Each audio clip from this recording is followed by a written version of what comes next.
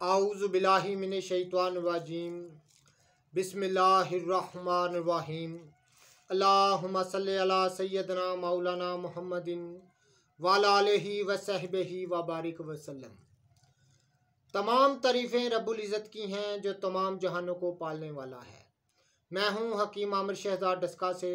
नाज़रीन इकराम, आपकी खिदमत में हुक्म कदीम का माल जाती रुझान, उनकी गहरी फ़िक्र, अमराज के दफ़ा के लिए हिफ्ज़ान सेहत पर उनका फ़लसफ़ा, उनके अक़वाल, उनके माल जाती वाक़यात मैं आपकी खिदमत में अर्ज़ करता हूँ। जितने भी मेरे दोस्त अहबाब चैनल पर नए हैं वो चैनल को सब्सक्राइब ज़रूर किया करें, बेल आइकन को ज़रूर प्रेस किया करें। नाज़रीन इकराम, इस वीडियो में ख़ास तौर पर मैं आपकी खिदमत में अर्ज़ करने जा रहा हूँ कि इस दौर में नौजवानों की सेहत गिरने के असबाब, नौजवानों की जो मुसलसल सेहत गिर रही है, इसके असबाब आपकी खिदमत में अर्ज़ करने जा रहा हूँ। नाज़रीन इकराम, नौजवानों की सेहत मुसलसल गिरती जा रही है।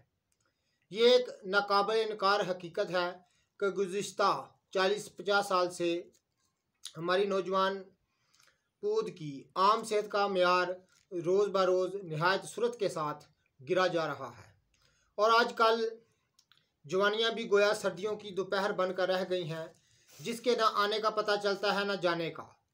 आज से चंद साल पहले हमारे शहरों के बाज़ार और हमारे देहातों की गलियां जिस तरह तनुमंद कड़िया जवानों से सजी नज़र आती थी, आज हमारे नौजवानों की गोया वर्दी बन चुकी है। नाज़रीन, थकन, काहली, कामचोरी इनकी ज़िंदगी का अशार हो गया है। ये सूरत हाल कौमी और तबी नुक्ता निगाह से दिमाग में तशवीश पैदा कर रही है। बदीन वजह इसकी इसलाह के लिए नाज़रीन इकराम बहुत ही ज़रूरी है कि हम नाज़रीन की खिदमत में अर्ज़ करें कि असल वजूहात क्या हैं कि मुसलसल सेहत जो गिर रही है नौजवानों की, इसकी वजूहात क्या है। तो नाज़रीन इकराम, मेरे नज़दीक नौजवानों की मियारी सेहत के मौजूदा पस्ती के बड़े बड़े असबाब 4 हैं। तो मैं आपकी खिदमत में अर्ज़ कर देता हूँ। इनमें सबसे पहला और अहम सबब यह है कि हमारी नौजवान नस्ल बेशतर हद तक किसी ना भी मौसर ज़हनी कुव्वत की गिरफ्त से आज़ाद ज़िंदगी बसर कर रही है। हालांकि नौखेज़ जहनों के लिए ऐसी कोई गिरफ्त ख़ास तौर पर नहायत ज़रूरी करार पाई है ताकि वह उनकी नापुख्ता ख्यालात अफकार को आवारा अफलाक बनने के ख़तरे से महफूज रख सके। दूसरी जंग अजीम से पहले हमारे माशरे पर मज़हब और बरादरियों के निज़ाम की नहायत शदीद गिरफ्त थी, लेकिन जंग के दौरान और इसके बाद बाज़ वजह से मज़हब की गिरफ्त निस्बता कमज़ोर पड़ गई। इसके बाद मुल्क में क़याम पाकिस्तान वजूद में आया और इस मौके पर लिखो खा लोगों की जबरी तौर पर नकल मकानी करके दूसरे देश में आना पड़ा और हर एक को अजीम खलफशार और अफरा तफरी के आलम में जहाँ सींग समाए के मकूले पर अमल करते हुए नस्ल, बरादरी और इलाके का लिहाज किए बगैर नए देश में अपने लिए कोई नया ठिकाना बनाना पड़ा। तो इसका नतीजा ये भी हुआ कि वो सदियों का जमाया बरादरियों का निज़ाम बल्कि तहस नहस होकर रह गया और हर शख्स के दिल से इन तमाम कदरों का एहतराम भी उठ गया जो मज़हब के बाद बरादरी की मोहब्बत, बरादरी के एहतराम और बरादरी के डर से भी अबारत थी। तो नाज़रीन इकराम, इस अफरा तफरी का ज़माना था और ऐसे हंगामी हालात में ज़िंदगी के आम कदरों का एहतराम दुश्वार ही हो जाता है। लेकिन मुसीबत ये हुई कि इन ज़माने से लेकर आज तक हमारी कौम ने अपने आला इक़्तिदार का कोई नस्बुल ऐन संजीदगी से इख्तियार नहीं किया, जिसका नतीजा ये हुआ है कि गुज़िश्ता 15-20 साल से हमारे माशरे निज़ाम पर एक तरह से इख्तिलाज और नाराज का दौर मुसलसल हो रहा है। हमारी नई नस्ल ने इस नाराज के ज़माने में अपनी शऊर की आँख खोली है, लिहाजा वो अपने जहनों को इस मजाजी कफ़ियत से महफूज नहीं रख सके। लिहाजा इनके नौखेज़ दिमाग शायद ही इस बात बतौर अमर वाक़या तस्लीम करने के लिए तैयार होते हैं कि आदमी ज़िंदगी के मकसद खाने पीने, सोने और दौलत जमा के सिवा कुछ और भी हो सकता है। वो एक बेकैद और बेलगाम डोर ही को ज़िंदगी हकीकी डोर समझने लग जाते हैं, और इनके इस एहसास ने इनकी ज़िंदगी की ऐसी कश्ती की मानद बना दिया है जो पतवार और लंगर दोनों से महरूम और अनजाने पानियों में बेमकसद गोते खाती जा रही है। तो नाज़रीन किराम, ज़हनी ज़िंदगी का ये मजाज बहरहाल आम सेहत पर नज़रअंदाज हुए बगैर नहीं रख सकता। फ़िक्री इंतशार एक ज़हनी बीमारी है, और ज़हनी अगर बीमार है तो जिस्म भी तंदुरुस्त नहीं रह सकता। चुनाचा इस इंतशार फ़िक्र ने हमारे नौजवानों की आम सेहत की बुरी तरह मुतासर किया है। इनके कवि में ये तवानाई और क़ुव्वत नहीं पाई जाती, और एक सेहतमंद रूह और सेहतमंद जहन के मुक़द्दर में नहीं आती है। तो दूसरी इसकी वजह नाज़रीन किराम, जो बड़ी इसकी वजह है वो है अखलाकी इन्हतात। नाज़रीन किराम, हमारे नौजवानों की सेहत की आम कमज़ोरी का दूसरा बड़ा सबब हमारे माशरे के मौजूदा अखलाकी इन्हतात है, जो गुज़िश्ता कई सालों से रोज़ अफजों हैं।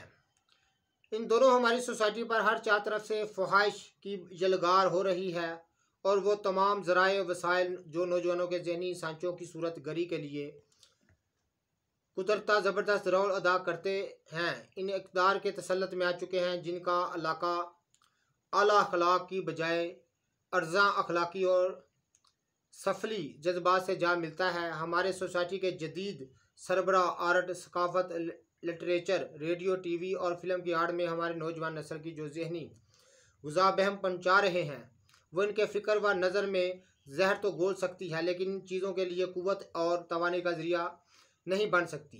इन जहरीली ग़िज़ा ने हमारे नौजवानों के जहनों को गोनागो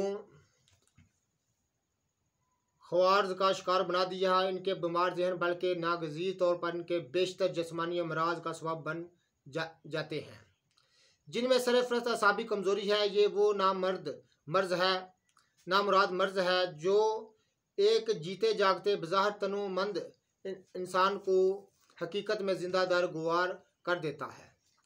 तबीयत के मुस्तकिल दरमानदगी, परेशान ख्याली, बेयकीनी, बिलावजह का खौफ और तोहश व महूंद ख़तरात, ज़िंदगी के हक़ाइक़ का सामना करने पर घबराहट, जर्द रंजी, नाजुक मजाजी, शिद्दत एहसास और इस किस्म की दीगर नफ्सियाती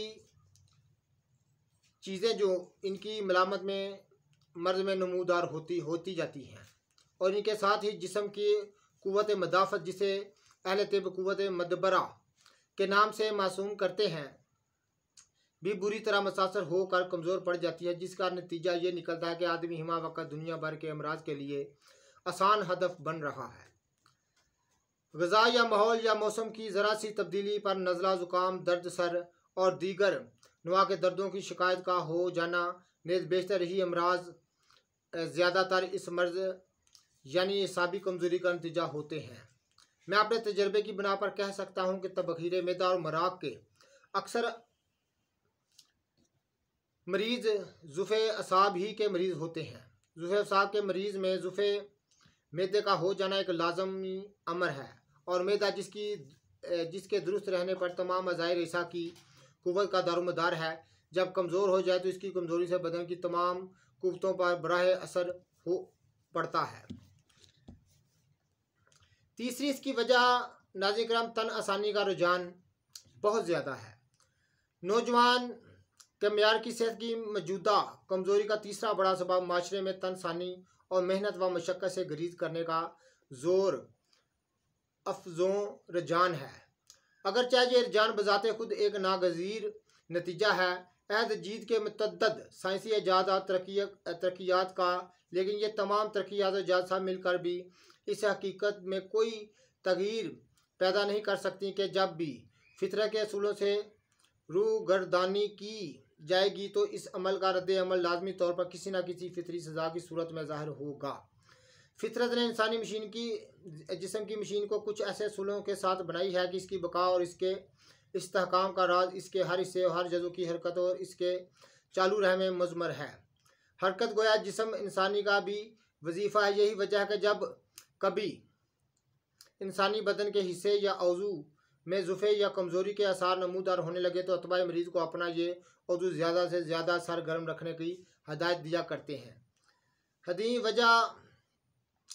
वजह अहद जदीद के लोगों ख़ुसूसन नौजवानों में तन आसानी, आराम पसंदी, मेहनत और गरीज का मौजूदा रुझान गोया फितरत के असूलों से नज़ा और जंग के मतरादफ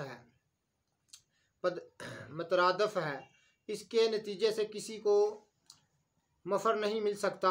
अगर अपने जिस्म से काम लेना छोड़ देंगे तो ये भी आपको काम देना छोड़ देगा और आपके लिए ज़िंदगी का सामान बनने की बजाय मुख्तलिफ दुखों और बीमारियों का पछतारा बनकर रह जाएगा।